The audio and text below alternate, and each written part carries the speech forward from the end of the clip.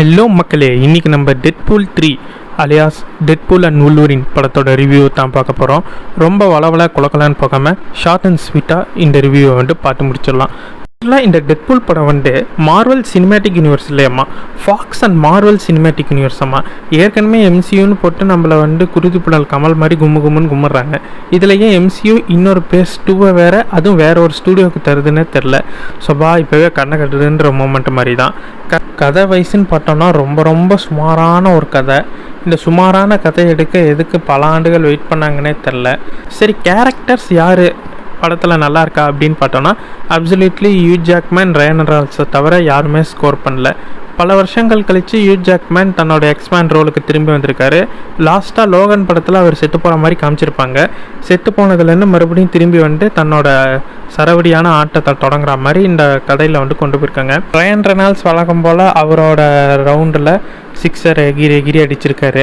Ryan Reynolds Hugh ஜாக்மேனை தவிர வேறு யாருமே படத்தில் கவனிக்கப்படியோ அதில் ஸ்கோர் பண்ணாங்க அப்படின்ட்டு சொல்லவே முடியாது. டோட்டலாக இந்த படம் நல்லா இருக்கா நல்லா இல்லையா அந்த டைமென்ஷனுக்குள்ளேயே போக முடியல. ஏன்னா நல்லா இருக்குது, ஆனால் நல்லா தாயா இருக்குது அப்படின்ற மாதிரி தான் தோணுது.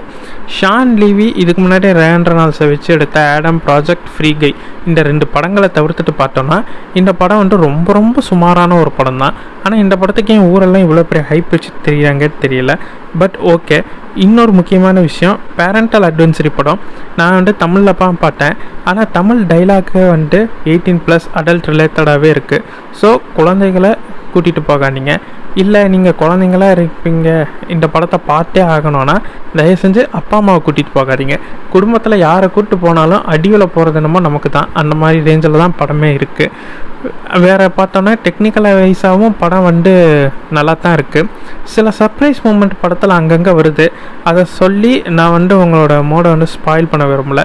முடிஞ்சால் நீங்கள் தேட்டரில் போய் ஃபன் ரிலேட்டடாக பார்க்குறீங்களோ, இல்லை தனியாக வீட்டில் உட்காந்து டிவியில் பார்க்குறீங்களோ, இல்லை பொறுமையாக நெட்டில் வரட்டும் பார்த்துக்கலான்னு காத்துட்ருக்கீங்களோ, அது உங்களோட விருப்பம்.